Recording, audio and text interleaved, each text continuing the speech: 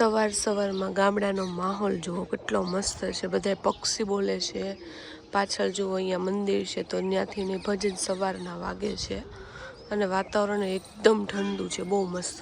Hey guys, good morning. જો ભાઈ સવારમાં ખાલી ગામડાથી વ્યૂ જો ભાઈ કેટલો મસ્ત વ્યૂ છે અને આપણે ઉઠી ગયા છે અને નીંદર મસ્ત પૂરી થઈ ગઈ છે ને અહીંયા જો ભાઈ બધાની પથારી છે અને અહીંયા જો કપડાં હુકાવાનું કામ ને એવું બધું હાલે છે. હજી સવારના વાગ્યા છે 8 અને નીંદર આપણી પૂરી થઈ ગઈ છે કારણ કે ધાબા ઉપર હુવો અને એમાં ગામડે હુવો મસ્ત ઠંડો પવન આવતો હોય નીંદર તમારી પૂરી થઈ જાય.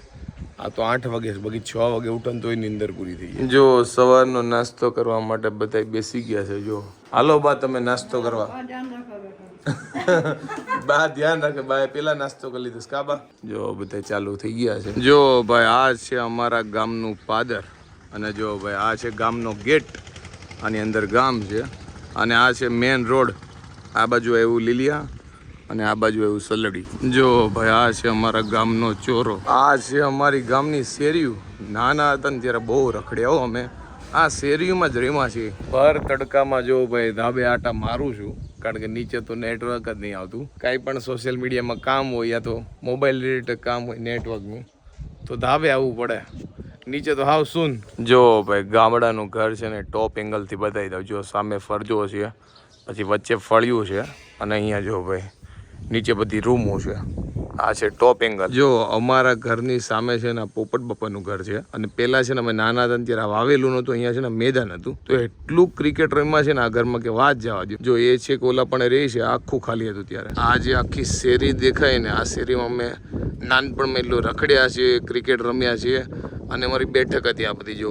જો અત્યારે બધા છે ને બપોરનું જમવા માટે બેસી ગયા છે.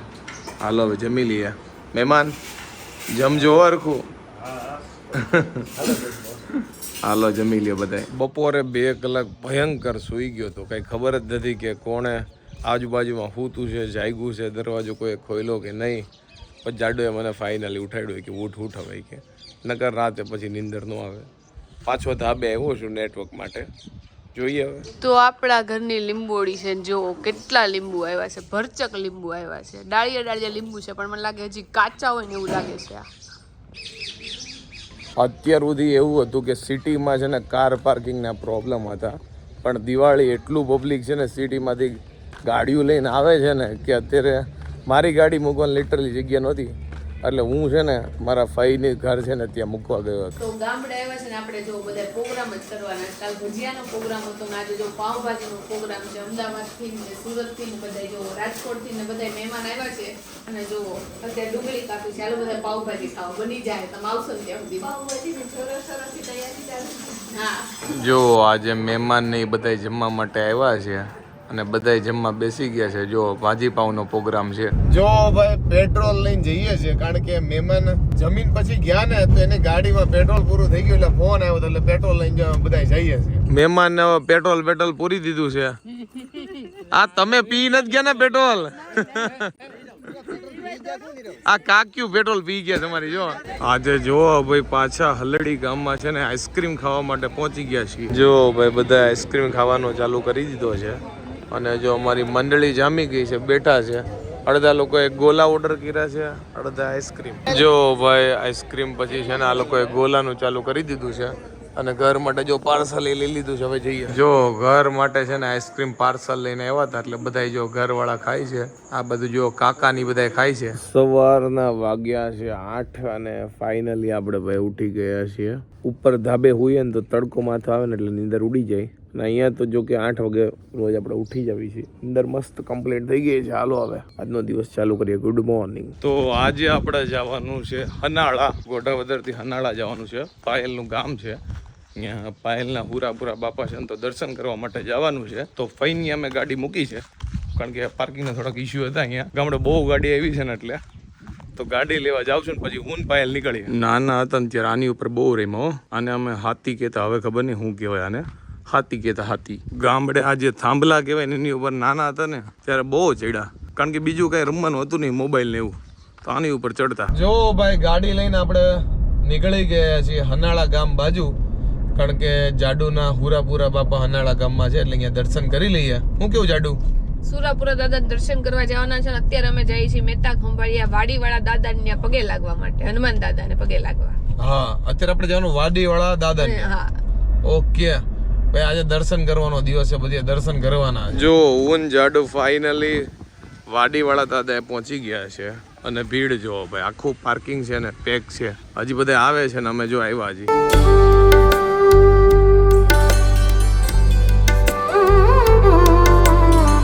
દાદાના દર્શન થઈ ગયા છે અને અત્યારે જો પ્રસાદી લે છે અને અત્યારે જો હારે હારે હાર્દિકભાઈ ની આવ્યા છે દર્શન કરવા. હવે મારે છે ને ગાડી અર્થુન આપી દેવી છે.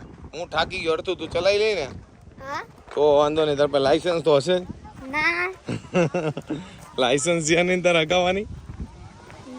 તો જો વાડીવાળા દાદા અમે આવ્યા છીએ. તો જો રાજકોટ થી મારી બેન મળી ગઈ છે, જલપા બેન. મારો આ ભાણિયો છે. તું મારો વ્લોગ જોશો? તું કેટલામાં ભણશો? જ્યારે મારા ભાણિયાને ને ભત્રીજાને મળું ને બધા હાઈટમાં વધતા જ જાય છે ને. અને બધાની મમ્મીને એક જ શિકાયત હોય કે તોફાની બહુ થતા જઈશ. તો જો અત્યારે નીરવ, અર્થુ, હું ને ભાભી અમે ચારે 4 વ્હીલમાં જઈએ છીએ. મારા ભાઈ પાછળ બાઇકમાં આવે છે. મારા ફઈના છોકરાને ઘરે દેડી અમે અત્યારે જઈએ છીએ. અર્થુ કેમ છે? હારું હારું મજા? મામાના ઘરે તો મજા જ હોય ને. અર્થુ જો એના મામાના ઘરે આવ્યો છે ત્યારે ત્યાંથી અહીંયા અમે દર્શન કરવા આવ્યા છે ને અર્થુ? હા રાઈતે પાછું મામાન કરે હે તો જો મારા ફઈના ઘરે અત્યારે આવ્યા છે. જો ગેટમાંથી નીરવની ગાડી આવે છે. વરરાજો ન આવતો હોય એવું લાગે છે. મારા ભાભી જો ગેટ ખોલે છે. આવતો રે નીરવ. તો જો અત્યારે આવ્યા છે રીટા ભાભીના ઘરે. મારા ફઈ છે એમના છોકરાના ઘરે અમે અત્યારે બધા જો આવ્યા છે. બધા જમવા માટે બેસી ગયા છે. જો અર્થુભાઈ જમી લીધું છે. અને કેમ છે માસી? ભાભી કેમ છે? સીતારામ સીતારામ. તો જો બધા જમવા બેસી ગયા છે. તો જો મારા ફઈ ની ઘરે આવ્યા છે. સીતારામ ફઈ. તો મારા ફઈ એમ કે છે રાતે જમીને જ જવાનું છે અને અમે કોઈ કઈ નથી કેતા. અર્થુ હું કે અર્થુ ના એ કે નથી જમવા રોકાવું કારણ કે એને ફટાકડા લીધા છે ને એને મામાના ઘરે જઈને ફટાકડા ફોડવા છે ને અર્થુ. અને હજી બાપાને દર્શન કરવા જવું છે ને ભાભી. ભાભી હમણાં સાડી પહેરી લે ને પછી અમારે નજીક જ થાય છે તો બાપાને દર્શન કરી આવશે ને બોલાભાઈ. અને આ જો બેસતા વર્ષ પછી આવ્યા છે ને તો રોકડી અર્થુ ને મારે બેન બહુ થઈ જાય કારથી. કેટલા પૈસા ભેગા થયા બતાવી ખરા અર્થુ? મારી પાસે 200-300 થઈ ગયા છે. 300 થઈ ગયા. 300 માં નજર સામે થયા. ખોટું બોલમાં વધારે થયા હશે. 400 થઈ ગયા. 500 થઈ ગયા છે. પણ એની મમ્મીને કહે છે કે બધા પૈસા મારે. અર્થુ રાતે તું પાર્ટી દેવાનો છો ને મને એ પૈસામાંથી? હે હા 200 રૂપિયા 200 ની દેવાનો જ પાર્ટી. તો જો અત્યારે આપણે છે ને સુરાપુરા દાદાને ત્યાં આવ્યા છે. મારું જે ગામડું છે ને સનાળા ત્યાં આવ્યા છીએ. અને જો મારા ભાઈ શ્રીફળ વધારે છે અને મારા ભાભી જો સાડી પહેરી છે એટલે જો આમ દૂર બેઠા છે.